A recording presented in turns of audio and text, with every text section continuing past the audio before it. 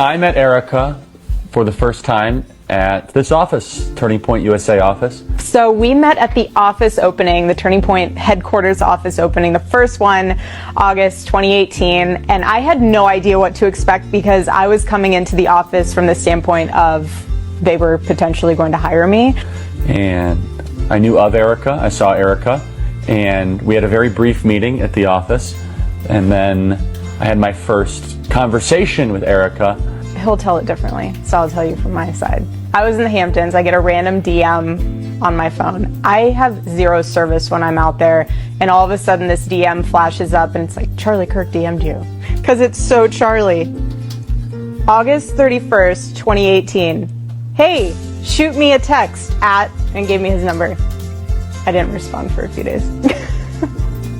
I Instagram messaged her and said I urgently needed to meet with her, and she said why. And it was partially a job interview and also partially something else.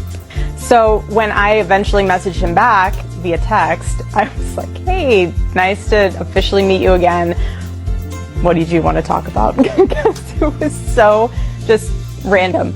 And he was like, hey, I'm coming into town, into New York City. Let's meet at Bill's Burgers. Mind you, I've lived in Manhattan now for about 5 years. I've never eaten at Bill's Burgers before, so that I guess was a sign like, let's take an adventure tonight for dinner and go find Bill's Burgers and meet your future husband that you have no idea is about to be your future husband. And so then we had a great time, and it was about 15 minutes in, I quickly pivoted away from wanting to hire her to wanting to date her, and now we know how that worked quite well. He got there first only because he was coming back from Fox and he kind of beat me there, and I got out of my taxi and we get our table, we sit down, and he orders. The thing that I love though is he was so sweet to the waitress, so that was something that I immediately noticed, that he was like really kind to them. And we ordered our food, and then that's when the grilling started happening. Like, that's when the interview process started happening. So I'm like, okay, this is a legit interview. Like, let's go. I'm glad I had my coffee. Like, I'm ready to debate you about Aristotle and Socrates, and you want to talk about theology? Let's do it. Well, I'd never met anyone quite like her. I remember I called Tyler and I said he's going to have to find talent somewhere else. And whatever opening he thought she would fill, that was not going to work. And Tyler was trying to coach me down because he said that she was way out of my league. And he's still right, by the way. So after we got through literally half of the Constitution, going through why I'm living in New York and how I shouldn't be living in New York, and what my 5-year plan is, what success looks like to me, what I studied in college, why, just like every topic you could imagine that is close to Charlie Kirk's heart is what we discussed and went through. When it was like 3.5 hours, and they were starting to close up, and he was finished with his burger, just sat there, and I'm like looking around like, okay, did I get the job? Like, what's going on? I don't need the job, but did I get it? What's going on? And he goes, I'm not gonna hire you. It's like, okay, well, thank goodness I didn't need the job because I'm already doing stuff here in Manhattan. He goes, I'm gonna date you.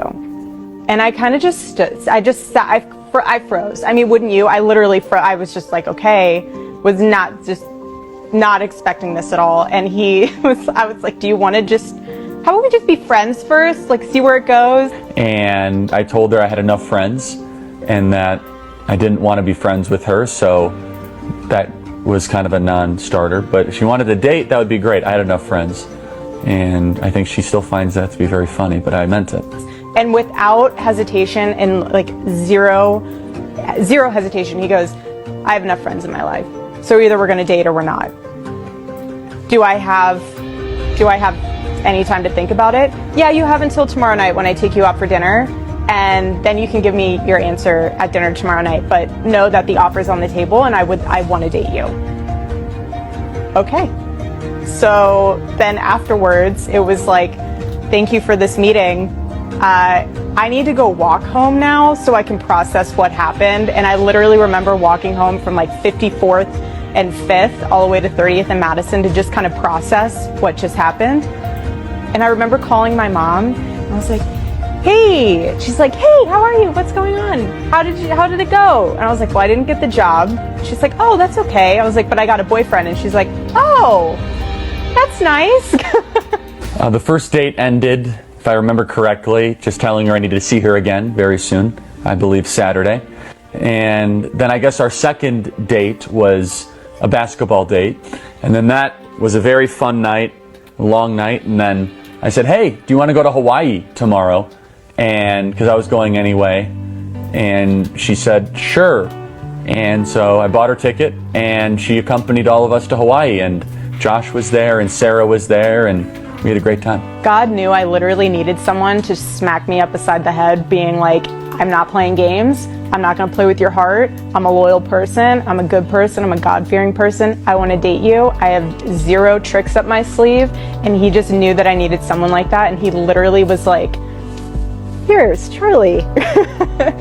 And it was just, I think it took me by such surprise in my mind, but in my heart, I was like, no, this is, let's do this.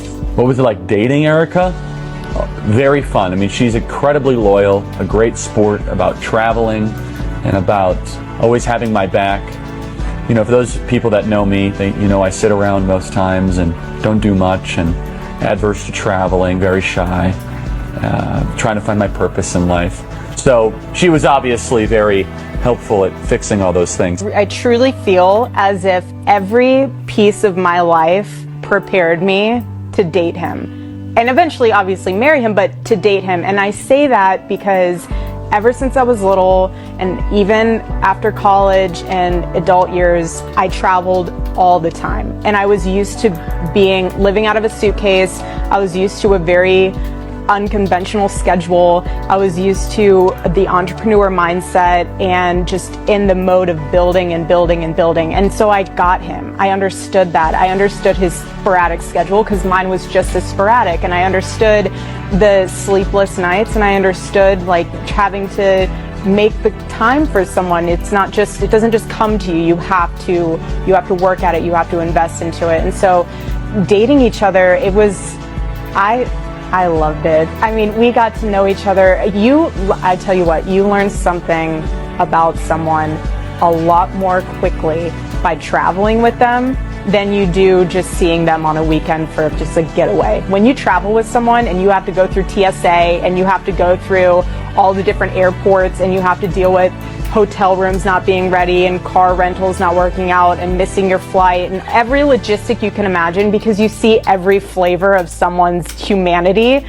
And we just, God literally made us for each other. She was always such a great sport with all the chaos that is my life, and Turning Point USA, and my biggest fan and my biggest cheerleader, and always being just so full of grace and wanted to see me succeed. So in November, I was scheduling my photo shoot for Proclaim Streetwear because we were relaunching, and Charlie he's so smart, but he's even smarter that day because he worked a deal with the photographer that apparently that was the day. I had no idea. All I knew is that in the morning I get a message saying, hey, while you're doing your shoot for Proclaim, I would love to do like Christmas photos. Never take photos together, let alone Christmas photos. I was like, okay. And finally I was like, oh, let's do pictures together.